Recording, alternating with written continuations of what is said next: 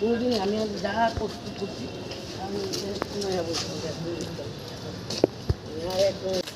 আমার জন্য কোনো প্রশ্ন জানতাম।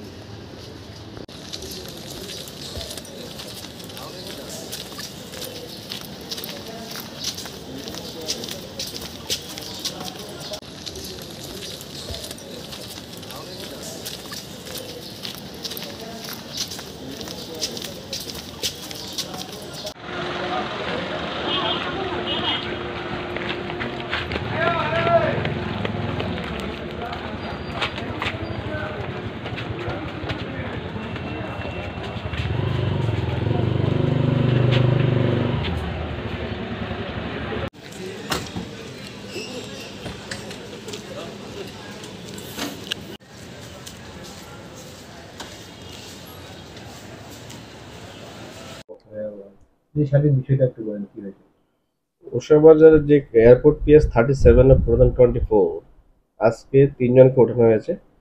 সুস্মিতা সরকার, প্রদ্যুৎ ধর চৌধুরী, বীরচক্র ঘোষ।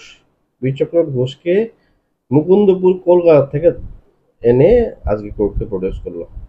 তারা বেল প্রেয়ার করলো।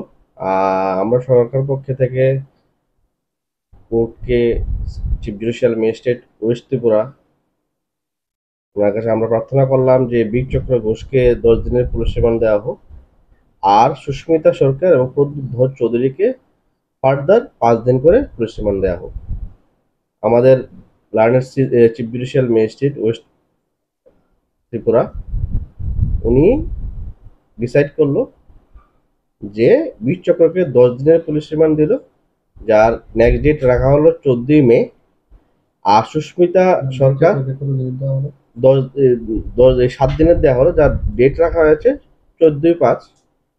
আর সুস্মিতা সরকার আর প্রদ্যুৎ ধরকে 3 দিনের দেওয়া হলো, যার ডেট দেওয়া হলো 10 মে অ্যাকর্ডিংলি। আর যাদের যে বেল প্রার্থনা করেছে তারা বেল প্রার্থনা তারা সিজিএম ওয়েস্ট আগরতলা রিজেক্ট করলো।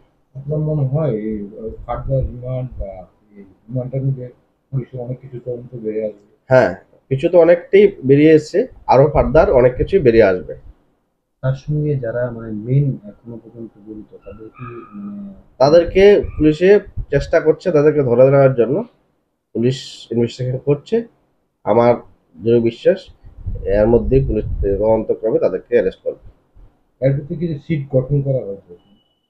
কিসের সিট? বিশেষ সিট পুলিশের ইনভেস্টিগেশন একটা টিম গঠন করা হয়েছে। কতজনের টিম?